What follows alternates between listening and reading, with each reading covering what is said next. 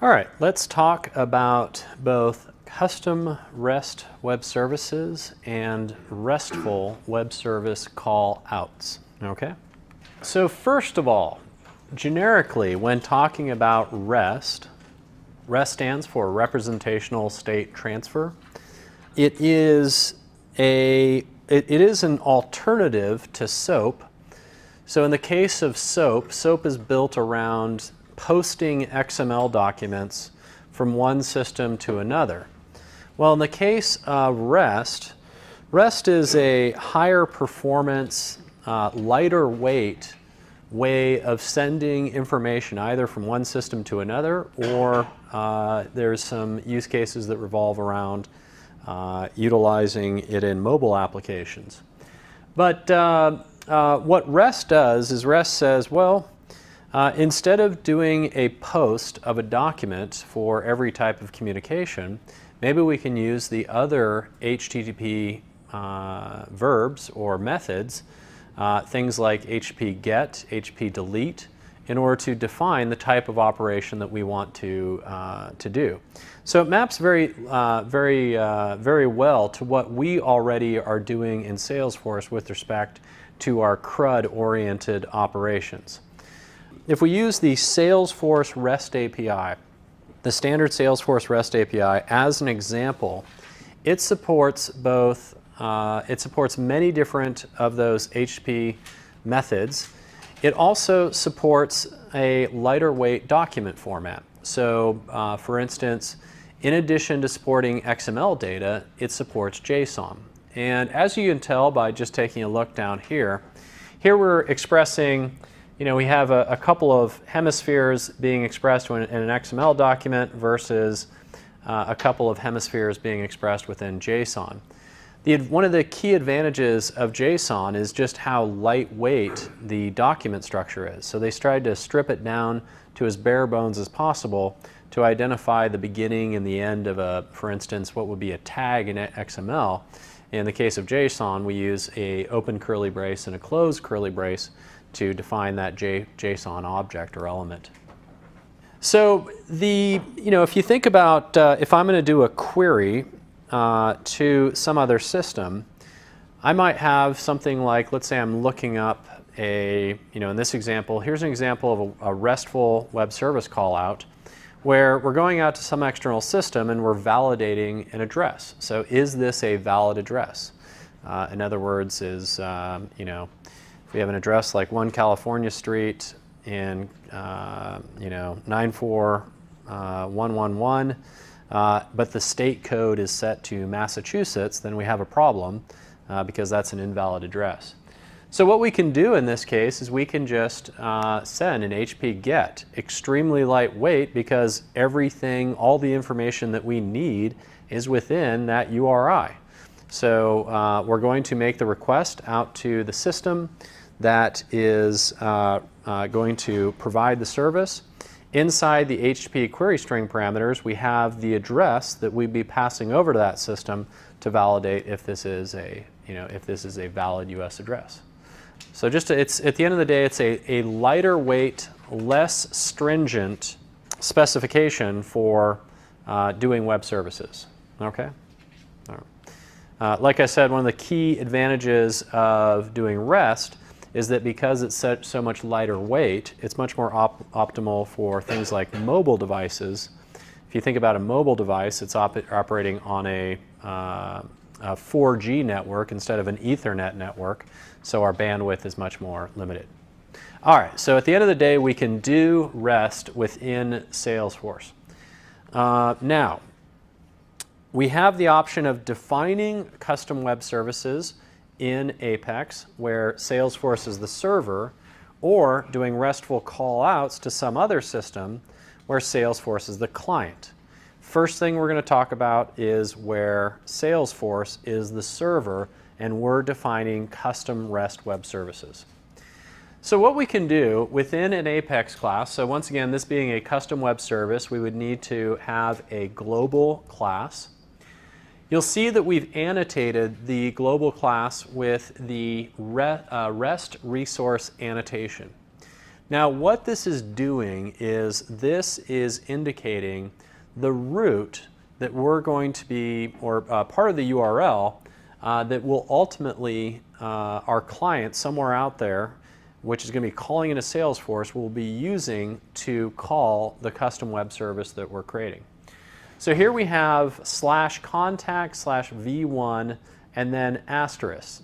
And the reason we have that asterisk, if you think about a web service callout or just a web service, you know, one of the things that we might be indicating is in the URL that you're requesting, we might have something like a record ID or some of the information as a part of that call. You know, and it's not a RESTful example, but inside Salesforce, if you do salesforce.com/record ID, that's the mechanism we use to simply view a record. All right, so this is the root of the custom RESTful web service that we're going to be creating.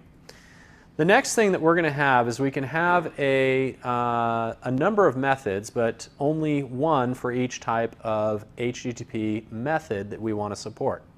But there's a number of these other annotations that we would apply to methods.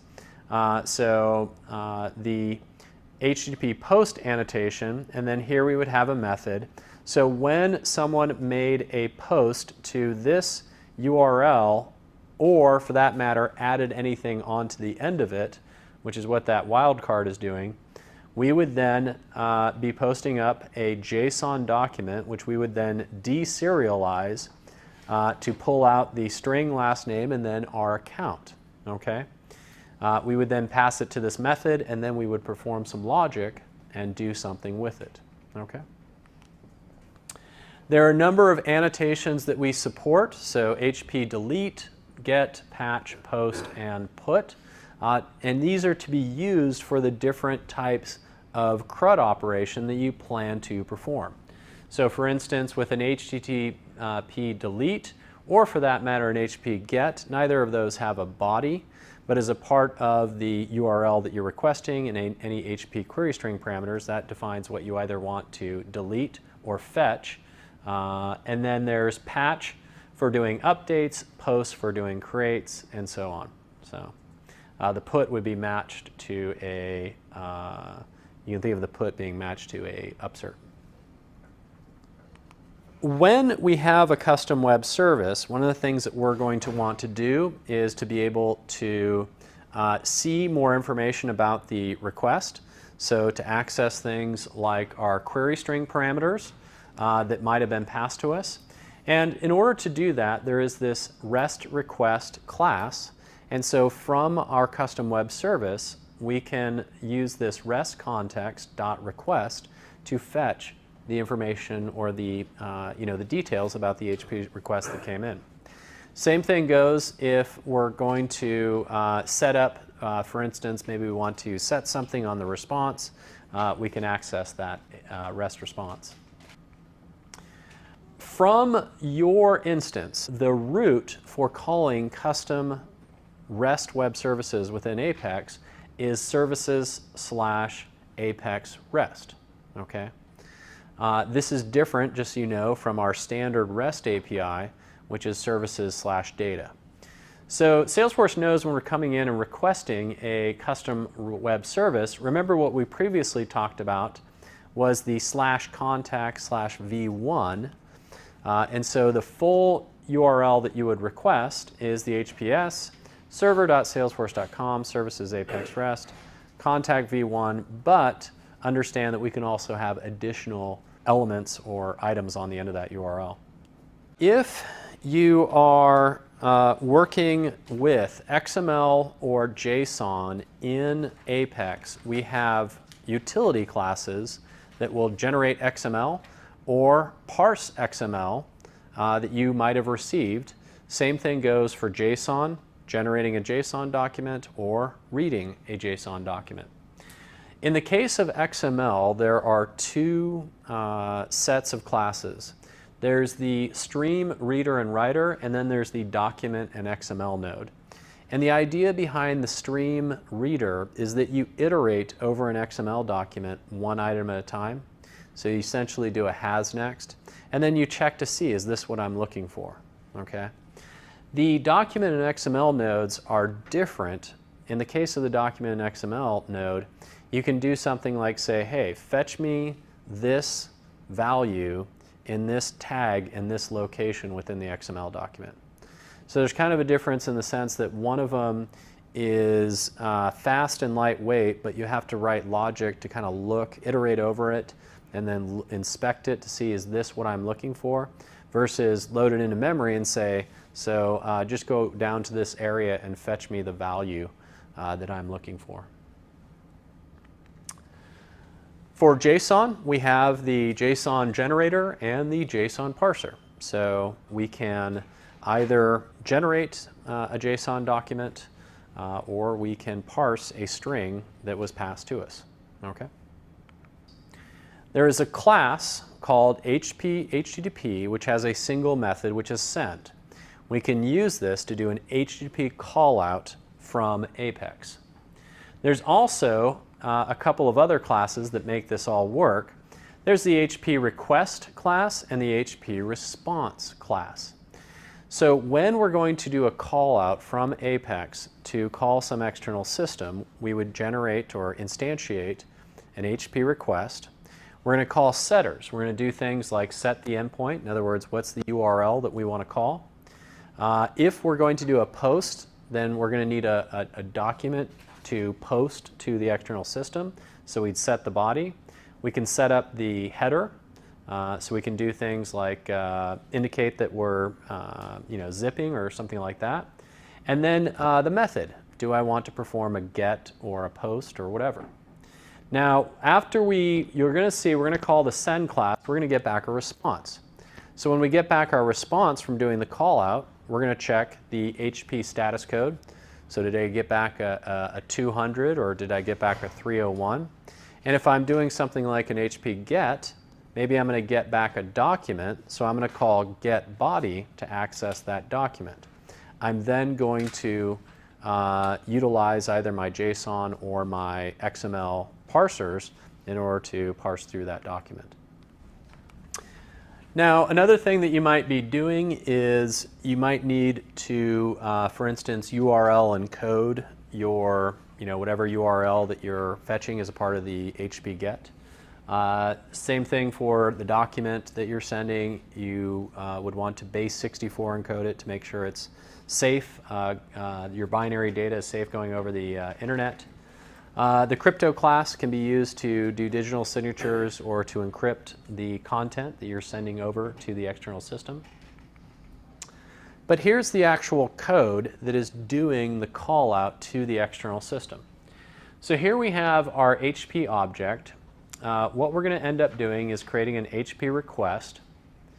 We're going to set the endpoint. So in this case, we would have received some, HPS that we're going to be calling. But we're going to set the endpoint. We're going to do an HP get. And then here on line 14, where it says h.send, so using that HP object, send our request, wait for a response, and then we're going to then, in our case, access the body of the document that we just requested. So how do we test a web service callout? Remember that we block web service callouts. So when we get to that line in the code, what are we going to do about it? So the problem there is that when we attempt to access this response, essentially it's just going to skip this line. And so our HP response is going to be non-existent. So what we need to do within Apex is to generate mock responses. Okay. So there's a couple of ways that you can do this. Much like when we were working with mock data and we were talking about it in the testing section, you can either programmatically create a mock response or you can, using static resources, load up a file which represents a mock response. So here's the programmatic way of doing it. And what you end up doing is you generate a class which implements the HP callout mock. And what you're going to do is here we're creating our, our fake response. And so what we're going to do is we're going to generate our new fake response.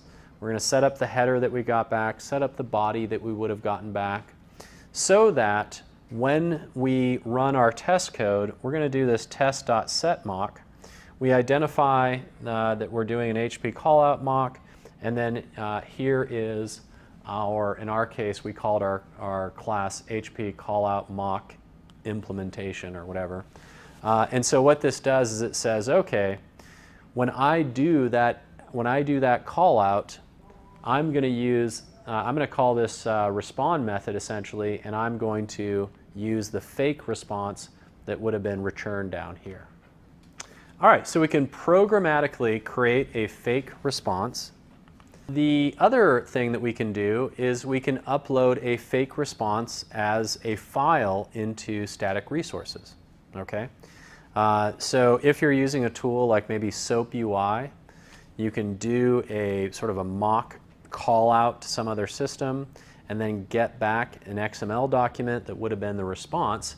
And that's exactly what we're able to do with the static resource callout mock, is to upload that into static resources. So you're going to create the text file which represents the fake response. You're going to upload that text file into static resources. Okay?